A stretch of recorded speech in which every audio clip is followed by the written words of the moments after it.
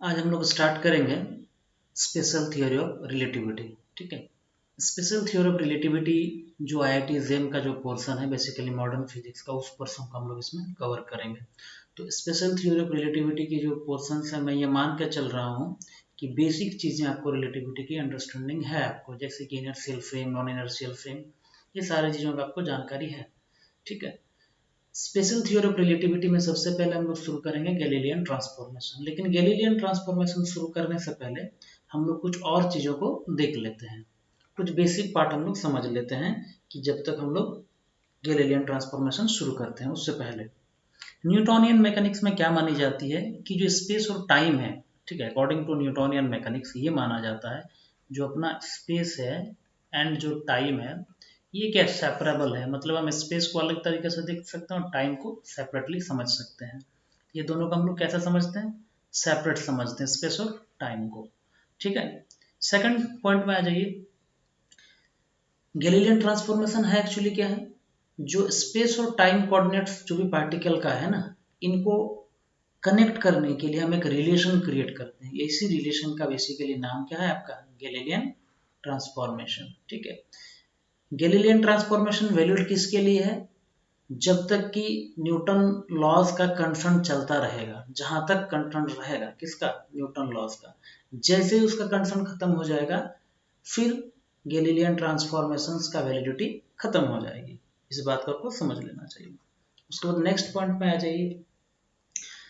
When principle of relativity apply to the electromagnetic phenomena asserts the speed of light in vacuum is constant of nature। इसका मतलब simple सी बात है, समझिए कि special theory of relativity के according हम क्या मानते हैं कि दुनिया की कोई भी चीज की वेलोसिटी ऑफ लाइट से ज़्यादा नहीं हो सकती है। यानी कि c की जो वैल्यू है 3 × 10⁸ मीटर पर सेकंड, आप कुछ भी कर लीजिए, ठीक है, इस वेलोसिटी से ज़्यादा कोई भी पार्टिकल की वेलोसिटी नहीं हो सकती है।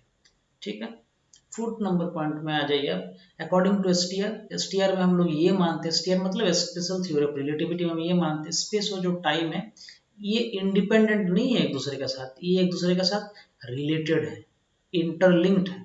जहां पर भी स्पेस है उसके पास साथ हमेशा टाइम क्या होगा, एसोसिएटेड होगा। और इसी को अगर हम एजम्पशंस मान के कुछ ट्रांसफॉर्मेशंस क्रिएट करते हैं, ठीक है, वही ट्रांसफॉर्मेशन को हम लोग बोलते हैं लॉरेंज ट्रांसफॉर्मेशन। समझ में आ गई बात। तो हम लोग शुरू करते हैं सबसे पहला अपना गैलीलियन ट्रांसफॉर्मेशन। गैलीलियन ट्रांसफॉर्मेशन क्या है, तो गैलीलियन ट्रांसफॉर्मेशन एग्जैक्टली जो है अपना वो है कि जो क्वांटिटीज हैं अपने पास, जैसे कि पोजीशन, वेलोसिटी, एक्सेलरेशन, फोर्स, इनको अगर हम ट्रांसफॉर्म करना चाहें एक इनर्शियल फ्रेम ऑफ रेफरेंस से दूसरे इनर्शियल फ्रेम ऑफ रेफरेंस में, तो इनको ट्रांसफॉर्म करने के लिए जो मेथड का हम यूज करते हैं वही ट्रांसफॉर्मिंग मेथड का नाम ही है गैलीलियन ट्रांसफॉर्मेशन।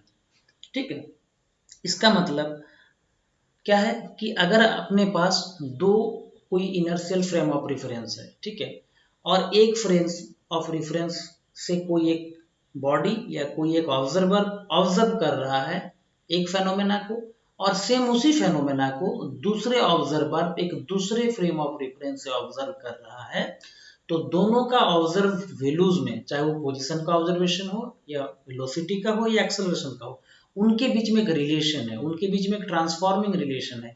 इसी रिलेशन का नाम बेसिकली क्या है, गैलीलियन ट्रांसफॉर्मेशन।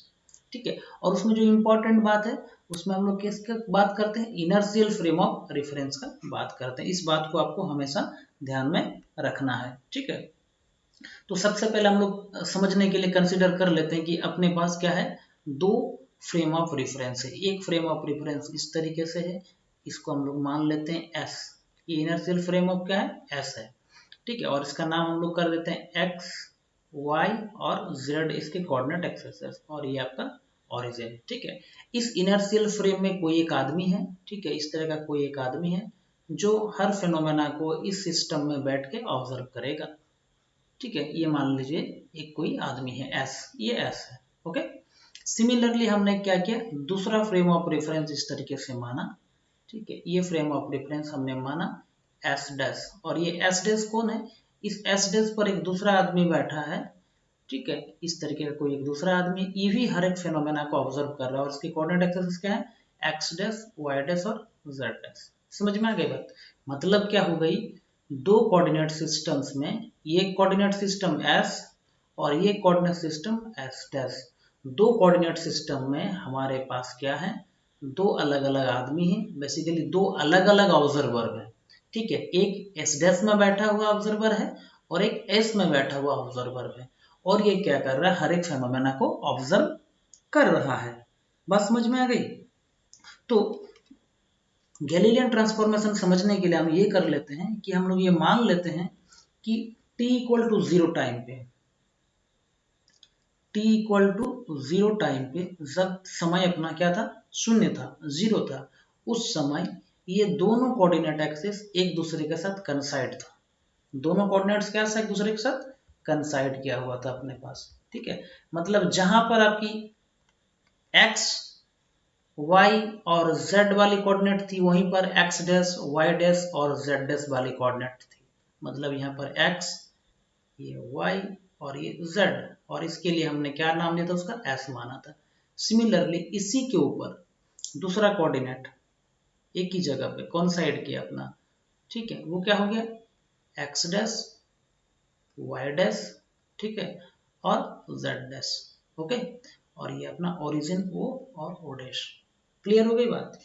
जब कितना था, जब टाइम अपना 0 था, इस समय में क्या हुआ, ये दोनों फ्रेम ऑफ रेफरेंस एक दूसरे के साथ कंसाइड कर रहा था। मतलब क्या कर रहा था, दोनों कोऑर्डिनेट सेम पॉइंट में हमको मिल रहा था। लेकिन जैसे जैसे हम टाइम को इंक्रीज किए, मतलब प्रोग्रेस हो गया है ना, but as the time progress, as the time progress,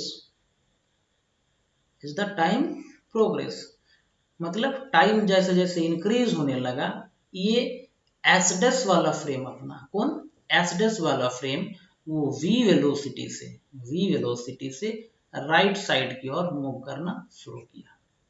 ठीक है, किधर मूव करना शुरू किया, राइट साइड की ओर मूव करना शुरू किया। तो जब S dash frame right side move कर रही होगी, कितनी वेलोसिटी से, v वेलोसिटी से। ठीक है, तो और ये जो वेलोसिटी है, ये जो v वेलोसिटी है, ये वेलोसिटी c से कम है। क्या है, c से मच मच कम है। ठीक है, मतलब ये रिलेटिविस्टिक फेनोमेना नहीं है, बोलने का मतलब सीधी सी है। ठीक है, इसके बाद क्या होगा कि हम अभी देखना चाहते हैं। ठीक है, मतलब अभी हमारा कंडीशन किस तरीके से हो गया, ये अपना फ्रेम है, यहाँ पर एस फ्रेम यहाँ भी पड़ा हुआ है, ये तो वेलोसिटी v से नहीं भाग रहा है, ये जहां पड़ा हुआ था वहीं पे पड़ा हुआ था, x y z, ये अपना एस फ्रेम है। ठीक है, और यहाँ पर जो एक ऑब्जर्वर है, ये ऑब्जर्वर इसी पे बैठा हुआ है मान लीजिए। ठीक है, ये ऑब्जर्वर यहीं पे बैठा हुआ है, ये देख रहा है सब कुछ। सिमिलरली जो अपनी एस डैश फ्रेम थी, वो कितना वेलोसिटी से भाग रही है, v वेलोसिटी से भाग रही है। कितना वेलोसिटी से भाग रही है, v वेलोसिटी से भाग रही है। ये जो अपना एस डैश फ्रेम है, ये v वेलोसिटी से क्या कर रही है, भाग रही है, v वेलोसिटी से भाग रही है। तो ये अपना x डैश, ये y डैश और ये z डैश हो गई। ठीक है, जब ये v वेलोसिटी से भाग रही होगी, उस समय किसी एक समय पे एस डैश फ्रेम का रिस्पेक्ट में, ठीक है, टी डैश टाइम में, है ना, एट टाइम टी डैश, कोई एक फेनोमेना इस पी पॉइंट पे, कोई एक इवेंट इस पी पॉइंट में होता है। ठीक है, तो उस पी पॉइंट में जो फेनोमेना होता है, वो एस डैश फ्रेम के रिस्पेक्ट में उसका लोकेशन या उसका पोजीशन हम कैसे लिखेंगे, X dash, Y dash, Z dash और टी डैश। लेकिन उसी चीज को अगर हम इस एस के रिस्पेक्ट में देखना चाहेंगे, ठीक है, तो वो कैसा लिखा जाएगा, उसको हम लोग लिख देंगे P और ये X, Y, Z और T। बात समझ में आ गई आपको?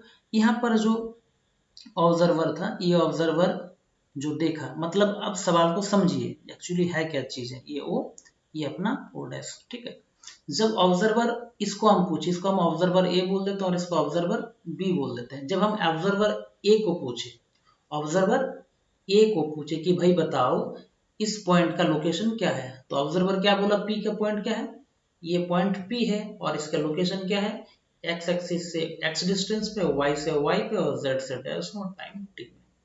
ठीक है, जब बी ऑब्जर्वर को पूछे तो वो क्या बोला कि नहीं भाई, ये तो पी डैश में है और ये क्या है X dash, Y dash, Z dash और टी डैश में। इसका मतलब क्या है, एक ही जगह को, एक ही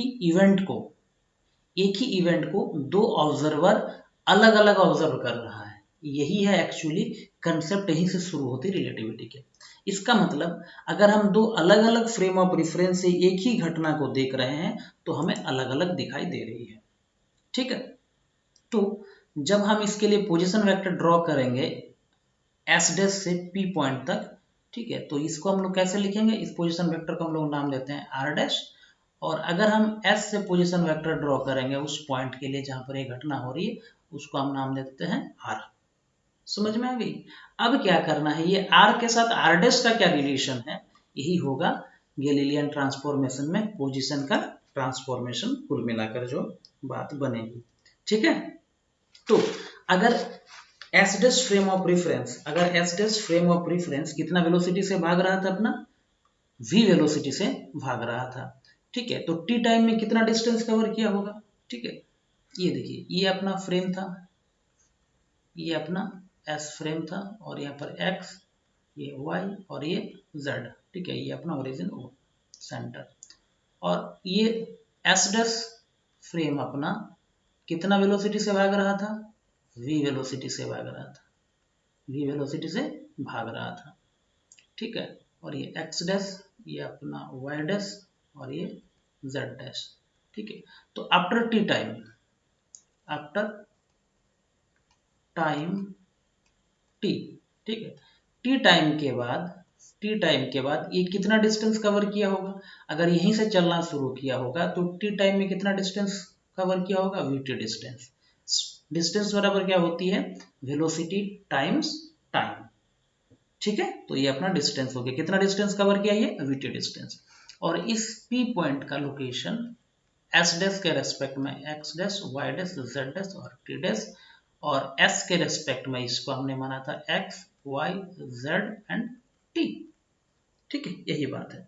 अब देखिए, अगर मैं ऑब्जर्वर ए को बोलता हूँ, जो ऑब्जर्वर इसमें बैठा हुआ था, जो ऑब्जर्वर यहाँ पर बैठा हुआ था, और एक ऑब्जर्वर यहाँ पर बैठा हुआ है। ठीक है, ये ऑब्जर्वर ए को अगर हम पूछते हैं लोकेशंस के बारे में तो वो क्या बोलेगा, उसको अगर हम पूछें कि भाई x की वैल्यू कितनी है, तो ये x की वैल्यू कितनी बताएगी, इसको मैं पूछ रहा हूँ ऑब्जर्वर ए को कि ये पॉइंट कहाँ पर है, तो कितना डिस्टेंस बोलेगा, यहाँ से लेकर यहाँ तक की डिस्टेंस कितनी हो गई, vt। और फिर यहाँ से यहाँ तक की डिस्टेंस तो ऑलरेडी ये मेजर करके रखा, कितना मेजर करके रखा, x डैश, तो vt plus x dash. y axis की ओर तो कोई मोशन है नहीं, तो y डैश बराबर क्या बोलेगा, ये y है, y बराबर क्या, y डैश है, और z बराबर क्या बोलेगा, z डैश, और t बराबर क्या बोल देगा, t डैश। ये जो ट्रांसफॉर्मेशन इक्वेशंस हुआ, ये जो x के साथ x डैश का रिलेशन है, y डैश के साथ y का रिलेशन है, z डैश के साथ z डैश z का रिलेशन है, और t डैश के साथ t का रिलेशन है, यही इक्वेशंस को हम लोग बोलते हैं गैलीलियन ट्रांसफॉर्मेशन। इन्हीं को हम क्या बोलते हैं, गैलीलियन ट्रांसफॉर्मेशन इक्वेशन। ठीक है, अब कभी कभार इसको हम ऐसे भी लिख सकते हैं, देखिए इसको हम इस तरीके से लिखते हैं, X dash is equal to X minus VT, Y dash is equal to Y, Z dash is equal to Z और T dash is equal to T. कभी कभार बुक्सेस में आपको इसको लिखा गया गैलीलियन ट्रांसफॉर्मेशन, जो मैंने राइट साइड में लिखा है, और लेफ्ट साइड वाले को आपका लिखा इनवर्स गैलीलियन ट्रांसफॉर्मेशन। तो कोई नहीं फर्क पड़ता आपके लिए, आप इसको भी इनवर्स बोल सकते हो, इसको भी इनवर्स बोल सकते हो। तो कोई भी एक रिलेशन आप याद रख लो, और इसको आप कैलकुलेट करना मैंने आपको बता दिया, आप कैसे इसको कैलकुलेट कर सकते हो, किस तरीके से रिलेशन आपको मिलता है। इसी को हम लोग क्या बोलते हैं, गैलीलियन ट्रांसफॉर्मेशन ऑफ पोजीशन।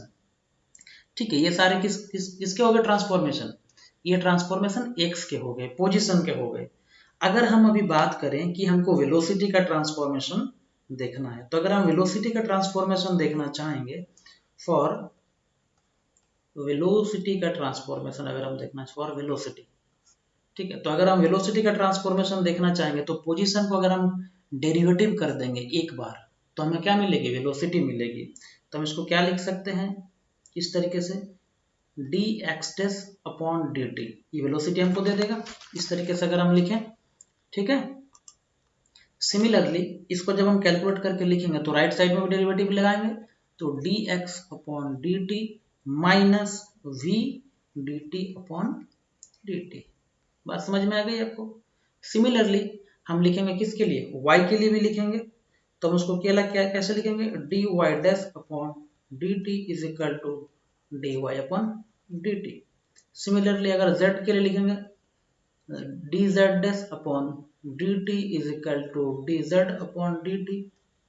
ठीक है, और t के लिए तो कुछ होगा नहीं क्योंकि वो तो 1 वैल्यू आ जाएगा। ठीक है, तो अब देखिए इसको हम कैसे लिख सकते हैं। इसको थोड़ा सा अगर हम कैलकुलेट कर दें, ठीक है, तो आगे आ जाइए। इसकी अगर हम कैलकुलेशन कर लेते हैं तो इसको अगर हम कैलकुलेट करके एक बार लिख देंगे तो D x dash upon D T की वैल्यू को अगर हम लिखते हैं यू डैश, है ना, अलॉन्ग एक्स एक्सिस तो एक्स लगा देते हैं हम, और D X upon D T को हम यू मान लेते हैं, माइनस वी। ठीक है, ये समझ में आ गई बस, माइनस वी ये लिख सकते हैं। सिमिलरली इस इक्वेशन से हम लिख सकते हैं U Y dash is equal to U Y, और इससे हम लिख सकते हैं क्या, U Z dash is equal to U Z. अब इस बात को गौर से देखिए, खासकर इस इक्वेशन को देखिए। इस इक्वेशन में समझने वाली बात क्या है, ये u क्या है, u है velocity observed bye s frame, the observer sitting in s frame, and u dash is the velocity observed by the observer sitting on s dash frame। is it clear? और ये v क्या है, v actually में है, ये है आपका velocity of frame of reference s dash, velocity of frame of reference s dash। बात समझ में आ गई। तो ये हो गई आपकी पहली चीज के बाद दूसरी चीज हमने क्लियर कर लिया, वेलोसिटी का ट्रांसफॉर्मेशन। अगर हमको एक्सेलरेशन का ट्रांसफॉर्मेशन देखना है, अगर हम एक्सेलरेशन का ट्रांसफॉर्मेशन देखना चाहते हैं कि एक्सेलरेशन किस तरीके से ट्रांसफॉर्म होता है, तो जो हमारे पास वेलोसिटी था उसको हम फिर से डेरिवेटिव कर देंगे, तो हमें एक्चुअली क्या मिल जाएगा, A X dash is equal to A X मिलेगा। सिमिलरली अगर हम कैलकुलेट करेंगे वाई एक्सिस के अलोंग, तो Y A Y dash is equal to A Y आएगा, और A Z dash is equal to A Z आएगा। समझ में आ गई बात। ये हो गई एक्सेलरेशन के ट्रांसफॉर्मेशन, मतलब एक्सेलरेशन में कोई चेंज हमको ऑब्जर्व नहीं हुई। ठीक है, और हम फोर्स का भी निकाल सकते हैं एक्सेलरेशन। अगर हम फोर्स का निकालना चाहें ट्रांसफॉर्मेशन एक्सेलरेशन के बाद, तो फोर्स की अगर हम ट्रांसफॉर्मेशन निकालना चाहें, क्या करें, हम मास से मल्टीप्लाई करते हैं फोर्स को, तो M X dash is equal to M A X. Force में कोई चेंज नहीं दिखेगी हमको, कोई भी एक्सिस के अलोंग।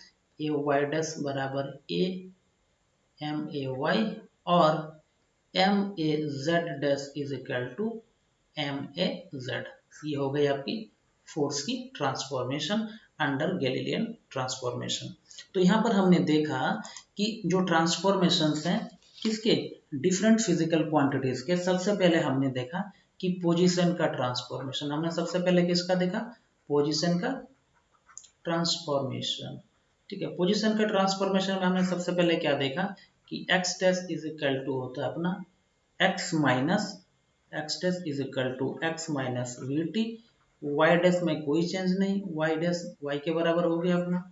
ठीक है, और z डैश z के बराबर हो गया, और t डैश t के बराबर हो गया। ये पहला हो गया पोजीशन का ट्रांसफॉर्मेशन। हमने वेलोसिटी का भी ट्रांसफॉर्मेशन देखा है ना। वेलोसिटी ट्रांसफॉर्मेशन में हमने क्या देखा कि u dash x is equal to U X minus V. Similarly u y dash is equal to U Y, और u z dash is equal to U Z. ये हो गई वेलोसिटी ट्रांसफॉर्मेशन। अब फिर हमने देखा था एक्सेलरेशन का ट्रांसफॉर्मेशन। एक्सेलरेशन का ट्रांसफॉर्मेशन में कुछ नहीं आया था, सेम था, एक्सेलरेशन में कोई चेंज नहीं हो रहा था। ठीक है, similarly A Y dash is equal to A Y, और A Z dash is equal to A Z. ठीक है, फोर्स भी हम लोगों ने देख लिया था, फोर्स का ट्रांसफॉर्मेशन। फोर्स का ट्रांसफॉर्मेशन कैसे लिखा था हम लोगों ने, इस तरीके से, मतलब F X dash is equal to F X F dash Y is equal to F dash Y, और F Z dash is equal to F Z. Force में किसी भी एक्सिस में कोई चेंज हमको देखने को नहीं मिला। तो गैलीलियन ट्रांसफॉर्मेशन में किस किस में चेंज होता है, पोजीशन में केवल एक्स एक्सिस में चेंज होता है, वेलोसिटी में भी केवल एक्स एक्सिस में चेंज होता है, एक्सेलरेशन में कोई चेंज नहीं होता है, फोर्स में कोई चेंज नहीं होता है। ठीक है, यही अपना है टोटल गैलीलियन ट्रांसफॉर्मेशन। अब इसके लिए कुछ की पॉइंट्स आपको याद रखने चाहिए। गैलीलियन ट्रांसफॉर्मेशन की अगर हम बात कर रहे हैं तो मैं आपको बता देता हूँ, इसके कुछ की पॉइंट्स है, पॉइंट वाइज में लिख देता हूँ यहाँ पर। की पॉइंट्स क्या क्या है गैलीलियन ट्रांसफॉर्मेशन के जो आपको याद रखने हैं, उसमें सबसे पहला, ठीक है,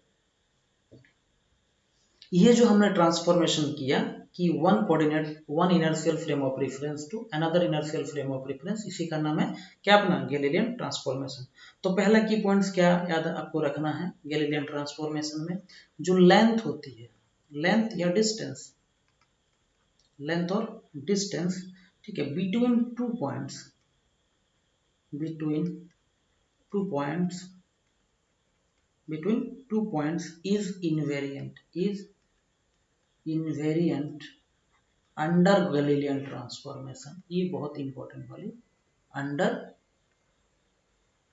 गैलीलियन ट्रांसफॉर्मेशन, ठीक है। तो गैलीलियन ट्रांसफॉर्मेशन में जो लेंथ होता है उसमें कोई टेंस नहीं चेंज नहीं होता। तो इसका मतलब क्या लिख सकते हैं हम, x2 dash minus x1 dash is equal to, हम इसको कैसे लिख सकते हैं, x2 माइनस x1। इसी को हम लोग इस तरीके से लिखते हैं l dash is equal to l। ये बहुत इंपॉर्टेंट रिजल्ट है जिसका हम लोग बहुत सारा जगह में न्यूमेरिकल को सॉल्व करने के लिए यूज करते हैं। इसको आप बाद में अच्छे से इसको इम्प्लीमेंट हम लोग करेंगे अपना न्यूमेरिकल के लिए। दूसरा की पॉइंट्स क्या है जो बहुत इंपॉर्टेंट है, वो भी की पॉइंट मैं आपको बता देता हूँ इसमें। वो की पॉइंट क्या है, वो क्या है कि transformation of the particle velocity, है ना, है ना। की पॉइंट्स क्या है अपना, 2 नंबर की पॉइंट्स क्या है, transformation of the particle velocities, particles velocity, ठीक है, from one frame of reference to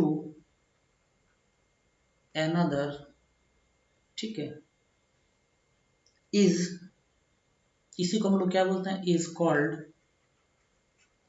classical law of addition of velocities, classical law of addition of velocities। और इसी को हम लोग दूसरा भी नाम बोल देते हैं Galilean law of addition of velocities, Galilean law of addition of velocities, ठीक है। तो अगर आपको कहीं पर पूछा जाए कि भाई Galilean law of addition of velocities क्या है, तो जो ट्रांसफॉर्मेशन ऑफ वेलोसिटी का ट्रांसफॉर्मेशन यहाँ पर किए हैं उसी का नाम क्या है, गैलीलियन लॉ ऑफ एडिशन और क्या, क्लासिकल लॉ ऑफ एडिशन। इसको ये बहुत इंपॉर्टेंट की पॉइंट, इसको हम लोग लिख कैसे सकते हैं, उसी को थोड़ा जनरलाइज कर देते हैं। किस तरीके से लिखते हैं, हमने लिखा u dash is equal to, हमने क्या लिखा था, u माइनस v। इसी को आप इस तरीके से भी लिख सकते हैं, u is equal to u dash plus v। समझ में आ गई बात। इसी को हम लोग क्या बोलते हैं, classical law of addition of velocities, ठीक है। यू डैश क्या है, इसको बार बार समझ लीजिए। यू डैश क्या है, you dash velocity observed by S dash है। यू क्या है, velocity observe by S frame, और वी क्या है, ये है आपका velocity of frame of reference S dash. इस बात को समझ के रखिएगा। ये पैरामीटर्स क्या है, यू क्या है, यू डैश क्या है, वी क्या है, ये बहुत आपको अच्छे से समझ में आना चाहिए। फोर्थ पॉइंट क्या है, फोर्थ पॉइंट है क्या है, एक्सेलरेशन और मोमेंटम, ठीक है। एक्सेलरेशन एंड मोमेंटम जो मैंने कैलकुलेट करके आपको दिखाया are invariant under Galilean transformation, ठीक है। तो ये सारे अपने क्या थे, गैलीलियन ट्रांसफॉर्मेशन के की पॉइंट्स थे। कभी कभार क्वेश्चन में ऐसे पूछ दिए जाते हैं कि एजम्पशंस क्या है, क्या क्या एजम्पशंस। तो एबव जो हमने अभी तक डिस्कशन किया उससे हम एजम्पशंस भी लिख सकते हैं, ठीक है। एजम्पशंस क्या क्या है गैलीलियन ट्रांसफॉर्मेशन के, पहला एजम्पशंस क्या है कि गैलीलियन ट्रांसफॉर्मेशन ये मानता है कि टाइम यूनिवर्सल है, ठीक है ना। हर सिस्टम में बेसिकली हर फ्रेम ऑफ रेफरेंस में टाइम फिक्स्ड रहेगा ना, इसी को हम लोग लिख देते हैं there exist a universal time, exist a universal time t which is same in all inertial frame, which is same in all inertial frame of reference, सभी इनर्शियल फ्रेम ऑफ रेफरेंस में टाइम क्या रहेगा, fixed रहेगा। ये assumption था Galilean transformation का। Number 2 assumptions क्या है, the distance between 2 point in is invariant, है ना, ये भी है आपका इसका सेकंड एजम्पशन, ठीक है। द डिस्टेंस बिटवीन द, जो मैंने आपको बताया था की पॉइंट में, the distance between 2 points, the distance between 2 points is, ठीक है, इज इनवेरिएंट, ठीक है, in all inertial frame of reference, उसको मैं लिख नहीं रहा हूँ, ठीक है। तो यहाँ तक अपना क्या था, गैलीलियन ट्रांसफॉर्मेशन, ठीक है। Thank you for watching.